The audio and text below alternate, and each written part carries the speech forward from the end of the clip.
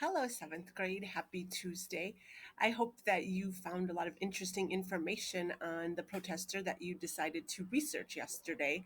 Mrs. S shared my notes with you from my notebook, and you should have some notes like this. You will need these notes. So if you didn't do that yesterday, you're going to want to do that first today because you're going to use those notes to do your draft today.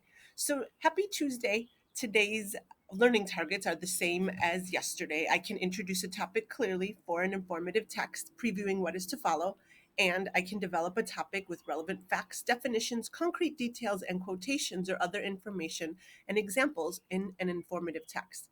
So the first two bullet points here are the same as yesterday. Of course, watch today's video lesson.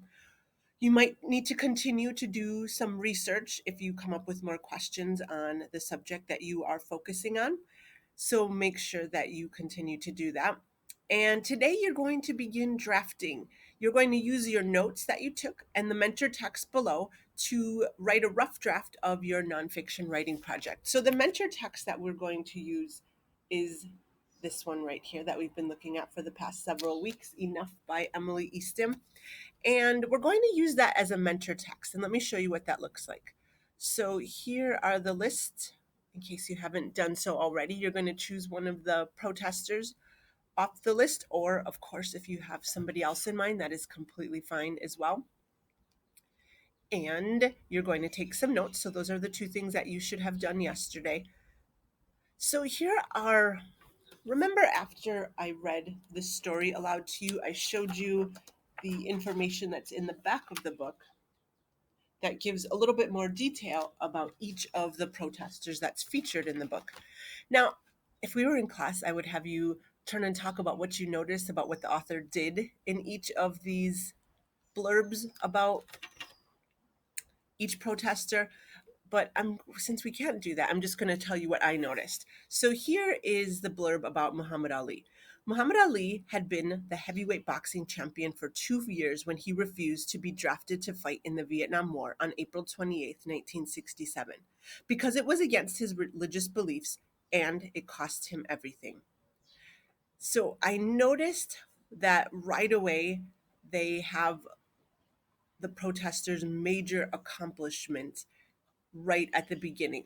So that goes to that first learning target right here where it says, let's get back up to the top. I can introduce a topic clearly for an informative text, previewing what is to follow. So you can see how this author, Emily Easton, does that. That first sentence introduces the protester really clearly and previews what is to follow. So we know what the paragraph is going to be about. So let's continue to look at that.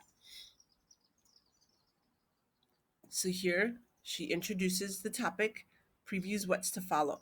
And this line right here, and it cost him everything. So we know that she's going to go into more of Muhammad Ali's accomplishments and how it cost him everything. So let's look at how she does that. He lost his championship, his right to continue to box, and possibly his freedom if he lost his legal case. For years, Ali's lawyers fought in court to clear his name. On September 14th, 1970, he won the right to return to boxing. Even though it was hard to get to the top again as an older, out of shape fighter, he won back the championship. At the same time, he had to continue his battle to stay out of prison for refusing to be drafted. Ali took his case all the way to the Supreme Court, where on June 28th, 1971, he won a unanimous decision. It was the biggest victory of his life. Ali left the sport on December 1981, the only boxer to win the championship 3 times. Though he had Parkinson's disease later in life and eventually lost the ability to speak, he became a UN Goodwill Ambassador and was chosen to light the Olympic torch in Atlanta in 1996. So notice that last part. So Emily Easton introduces the text here, previews what's to come, and then gives details which shows us it relates to that second learning target that we are focusing on right here.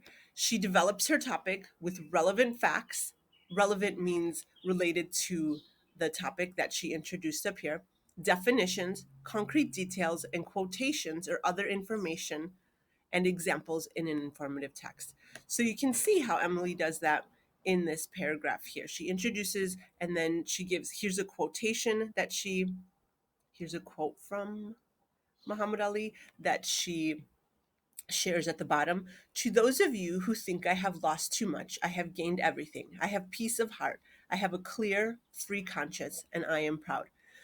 So the text is really short and succinct. And sometimes as a writer, it's hard to make it. Sometimes you only have a limited number of pages. Sometimes your editor tells you, okay, you have one page or you have to do this in 100 words. And that can be just as difficult as writing a really dense text because you have to pick and choose those facts really carefully, what's important. So you can take a look at some other things that I noticed besides that she introduces the main accomplishment of the protester, has a image to start out with and then ends with a quote from the protester. I also noticed that the name of the protester was highlighted in red, an important date was highlighted in red, and the quote was highlighted in red. And you can see she does that same thing for Cesar Chavez and Dolores Huerta.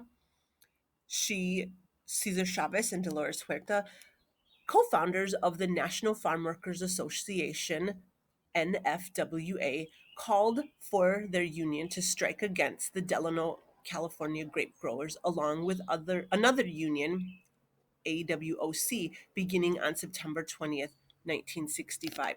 So here again, she introduces the topic, and then after that, she goes on to list those important facts, relevant details, and then again ends with a quote, one from Dolores and one from Caesar. Now, you can see here another thing that I noticed, and this is important as a writer. Do you see how the National Farm Workers Association, she had the first time that she uses this name, she tells you in parentheses what the acronym is. Now, anytime in the text after that, because she used the full text of the acronym.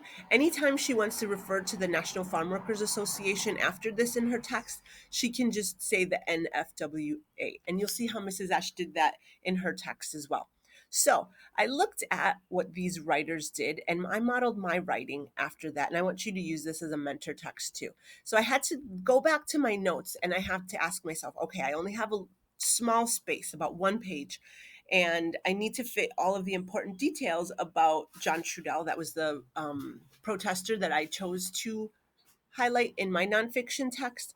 And I knew I had a limited amount of space where I had to include all of the important facts. So notice how Mrs. Ash used this as a mentor text. And here is my nonfiction writing piece.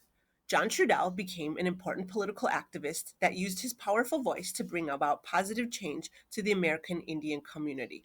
So that is my introduction, my topic or thesis sentence right there. And then after this part right here, that's when I go on to that second learning target of the relevant facts, interesting details, quotations. So here's my topic sentence. It previews what's to come in my text. And then here are my relevant details. Trudell was a political activist. He was the national spokesperson for the Indians of all tribes occupation of Alcatraz. He was also chosen to be the national chairman for the American Indian Movement, AIM. Do you see how I wrote the entire name all the way out? And then I added the acronym here. So now as I continue, I can just write AIM. I don't have to write the American Indian Movement every single time because now my reader knows what AIM stands for. He was also chosen to be the national chairman for the American Indian Movement from 1973 to 1979. Together, this group brought attention to the plight of American Indians. This laid the groundwork for other movements, and his words still inspire us today. One group that was particularly inspired by the occupation of Alcatraz was the Milwaukee chapter of AIM. On August 14th, 1971, protesters took over an abandoned Coast Guard station on Milwaukee's lakefront. The protesters were successful in retaining possession of, oh, look at that, I have a mistake there, the station, which became home to the Indian Community School until 1980. So there is my rough draft, and you can see I included a quote just like they did in the text as well. And then I have his name at the bottom, just like the mentor text did. So your job today is to use your research that you did yesterday to create your first draft using the blurbs from Enough as a mentor text. And then the speaking portion, I want you to share your rough draft with somebody at home and show them what you have learned so far.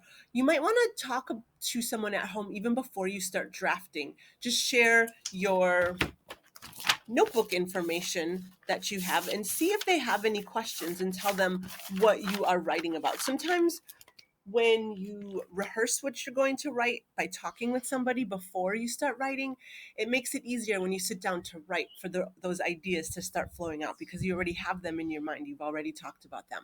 So again, please email me if you have any questions about today's lesson. Tomorrow we will be moving into the revising section, the revising part of the writing process. So at the beginning, we did collecting and generating. Today, we're working on drafting. Tomorrow, we will be working on revising. So just like we built off the prior lesson from the day before, we'll be doing that tomorrow. So it's important that you do all of these steps to be ready for tomorrow's lesson. I'll see you tomorrow.